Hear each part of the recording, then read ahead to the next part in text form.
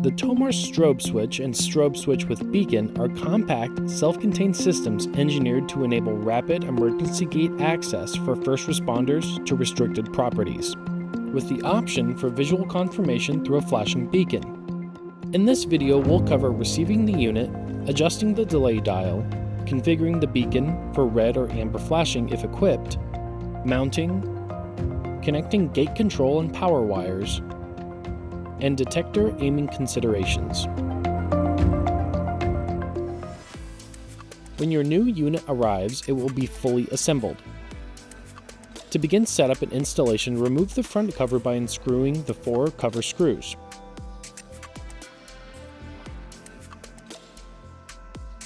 Inside, you'll find the 1790M-2 power supply mounted on the back side of the cover panel. All strobe switch models ship with the following adjustable settings. The delay dial at position 2 for 35 seconds. This means that if no changes are made to the delay dial, the system will respond to a valid emitter signal by immediately opening the gate and activating the beacon. The gate will then remain open and the beacon will continue flashing until no valid emitter signal is detected for 35 consecutive seconds. And if it's equipped with the flashing beacon, the default beacon color is red.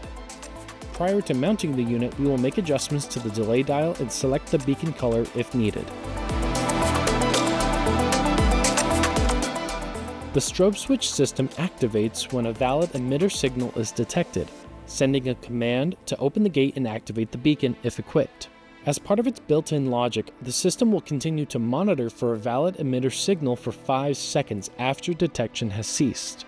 This feature helps maintain functional reliability in cases where the emitter signal is lost intermittently but unintentionally, such as when the detector briefly loses sight of the emergency vehicle's emitter signal. If no valid signal is detected during that 5-second window, the unit will begin the preset delay countdown to close the gate and deactivate the flashing beacon.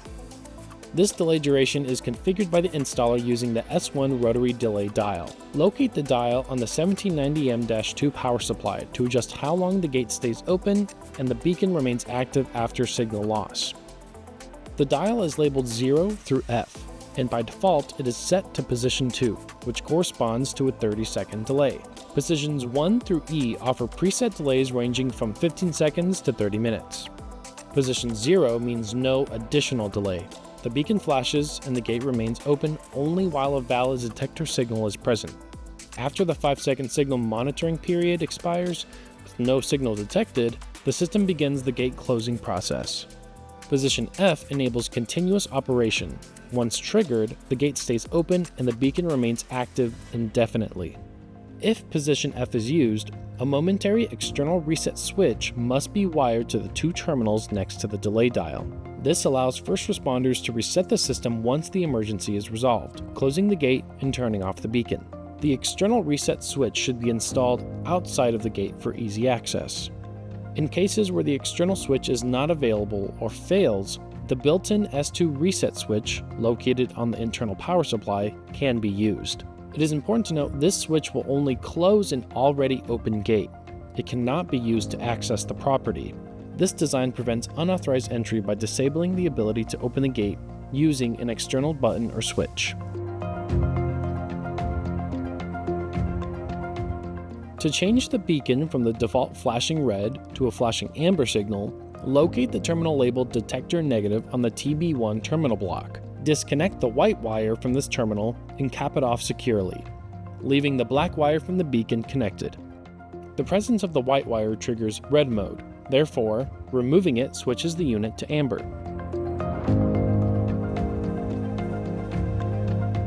Mount the unit near the gate, ensuring it is not obstructed by trees, signage, or nearby structures. Choose a location that faces the direction of vehicle approach, so the detector can be aimed with an unobstructed view of the access roadway. Route the low-voltage gate control wires from the gate controller to the power supply station. Ensure these wires are protected and securely fastened. Connect the wires to the relay output on the TB2 terminal block of the 1790M-2 power supply. Locate the power source on your gate control unit. Route 2 wires from this source to the 1790M-2 power supply. Connect one wire to the common negative terminal on the TB1 terminal block.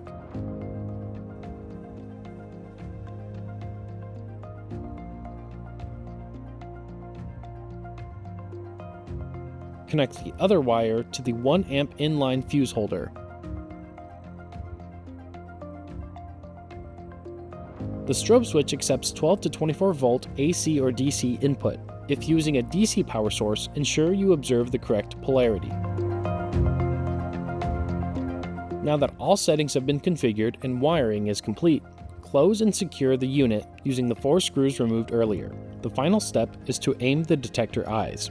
Strobe switch dual or tri-head units offer flexible aiming options with multiple detector eyes, allowing the installer to tailor coverage based on the property layout and emergency vehicle access needs. In this particular video, we will demonstrate aiming dual head units. The preferred configuration is to aim both detector eyes outward with a slight horizontal offset. This provides the widest field of view and ensures optimal detection of emergency vehicles approaching from a single entry direction.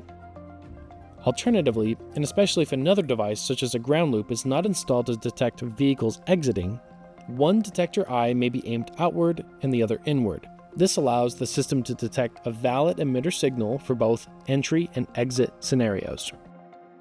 For installations with multiple avenues of approach, the preferred configuration is to aim both detector eyes outward in opposite directions.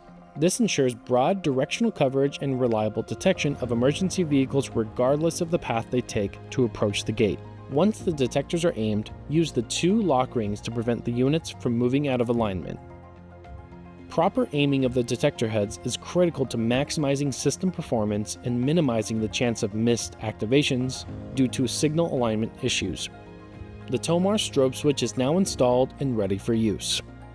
Thanks for watching this installation guide for the TOMAR strobe switch and strobe switch with beacon. Whether you're securing critical infrastructure or providing emergency responders with a reliable, automated access, this system delivers dependable performance with flexible configuration. If you have questions, need support, or want to explore more TOMAR solutions, visit us at traffic.tomar.com. Thank you for choosing TOMAR Electronics.